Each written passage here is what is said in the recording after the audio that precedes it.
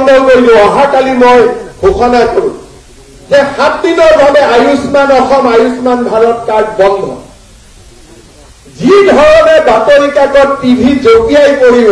সি প্ৰমাণ কৰে যে মোদী ডাঙৰীয়াই কিমান সুদূৰ প্ৰসাৰী আঁচনি আমাৰ ৰাইজৰ বাবে দিব পাৰিছে চলি থাকিলে ভাল বুলি নকয় এদিন মই কব লাগে অহা মাহত অৰুণোদয় নাপাব বুলি কালি আপোনালোকক মই কব পাৰো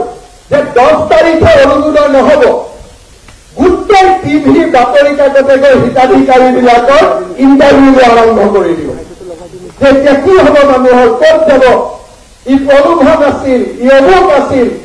তেতিয়া আৰু নকয় যে ই হিতাধিকাৰী সৃষ্টিৰ ই এটা ভেলকিবাদী আছিল বুলি নকয় অহা 10 তাৰিখে মাত্ৰ এমাহৰ কাৰণে অৰুণোদয় ৰখাই দিয়ক যি হুলস্থুল লাগি যাব সি প্ৰমাণ কৰে যে বিজেপি মানুহৰ হৃদয়ত বাস কৰে মোদী ডাঙৰীয়া মানুহৰ হৃদয়ত বাস কৰে কাৰো শক্তি নাই ব্ৰহ্মপুত্ৰৰ পানী যেনেকে কোনেও ধৰি ৰাখিব নোৱাৰে তেনেকে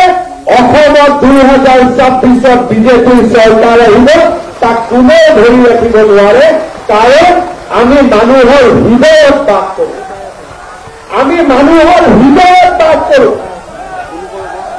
আয়ুষ্মান ভাৰতৰ কাৰ্ড থকা 52 লাখ মানুহৰ ঘৰত আমি বাস কৰো 27 লাখ অৰুণোদয় হিতাধিকাৰীৰ হৃদয়ত আমি বাস কৰো আৰু আমাৰ সমান সামাজিক আঁচনি অৰ্থনৈতিক প্ৰভাৱী আঁচনি আমাৰ ৰাজ্যখনে যোৱা ৭৫ বছৰত এবাৰৰ কাৰণেও দেখি পোৱা নাছিল কোনেও দেখা পোৱা নাছিল এই প্ৰভাৱী আঁচনি এটা দিনৰ বাবে অৰুণোদয় বন্ধ কৰি দিয়ক কংগ্ৰেছে সমালোচনা কৰে মই কংগ্ৰেছক প্ৰত্যাহ্বান জনাওঁ এটা দিন অৰুণোদয় আমাক বন্ধ কৰিব দিয়ক মানুহৰ মাজত যি প্ৰতিবাদ হ'ব মানুহৰ মাজত যি খং আৰু ক্ষোভ হ'ব সি কংগ্ৰেছ দলে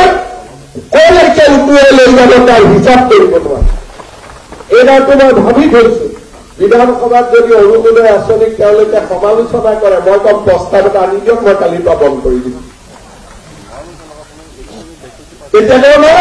বন্ধ কৰিব এয়া হৈছে অসমত বিজেপিৰ প্ৰভাৱ 7 দিন খালি আমি বন্ধ কৰিলো অহাকালি মই ঘোষণা কৰো যে 7 দিনৰ বাবে আয়ুষ্মান অসম আয়ুষ্মান ভাৰত কাৰ্ড বন্ধ যি ধৰণে বাতৰি কাকত টিভি জপিয়াই পৰিব সি প্ৰমাণ কৰে যে মোদী ডাঙৰীয়াই কিমান সুদূৰ প্ৰসাৰী আঁচনি আমাৰ ৰাইজৰ বাবে দিব পাৰিছে চলি থাকিলে ভাল বুলি নকয় এদিন মই কব লাগে অহা মাহত অৰুণোদয় নাপাব বুলি কালি আপোনালোকক মই কব পাৰো যে 10 তাৰিখে অৰুণোদয় নহব গোটেই টিভি বাতৰি কাকতে গৈ হিতাধিকাৰীবিলাকৰ ইণ্টাৰভিউ আৰম্ভ কৰি দিব তেতিয়া কি হব মানুহৰ ক'ত যাব ই প্ৰলোভন আছিল ই অমুক আছিল তেতিয়া আৰু নকয় যে ই হিতাধিকাৰী সৃষ্টিৰ ই এটা ভেলকিবাদী আছিল বুলি নকয়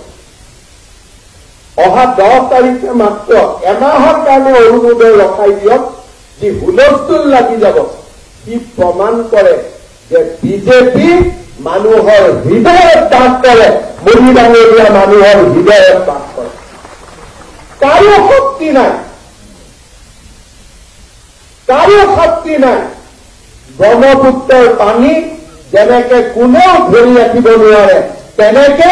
অসমত 2026ত বিজেপিৰ চৰকাৰ আহিব তাক কোনেও ধৰি ৰাখিব নোৱাৰে কাৰণ আমি মানুহৰ হৃদয়ত বাস কৰো আয়ুষ্মান ভাৰতৰ কাৰ্ড থকা 52 লাখ মানুহৰ ঘৰত আমি বাস কৰো 27 লাখ অৰুণোদয় হিতাধিকাৰীৰ হৃদয়ত আমি বাস কৰো আৰু আমাৰ সমান সামাজিক আঁচনি অৰ্থনৈতিক প্ৰভাৱী আঁচনি আমাৰ ৰাজ্যখনে যোৱা ৭৫ বছৰত এবাৰৰ কাৰণেও দেখি পোৱা নাছিল কোনেও দেখা পোৱা নাছিল এই প্ৰভাৱী আঁচনি এটা দিনৰ বাবে অৰুণোদয় বন্ধ কৰি দিয়ক। কংগ্ৰেছে সমালোচনা কৰে, মই কংগ্ৰেছক প্ৰত্যাহ্বান জনাম। এটা দিন অৰুণোদয় আমাক বন্ধ কৰিব দিয়ক।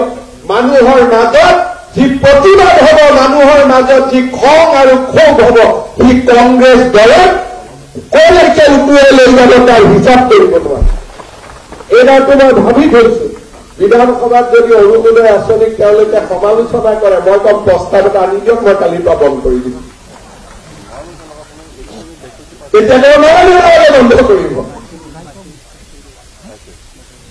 এয়া হৈছে অসমত বিজেপিৰ প্ৰভাৱ।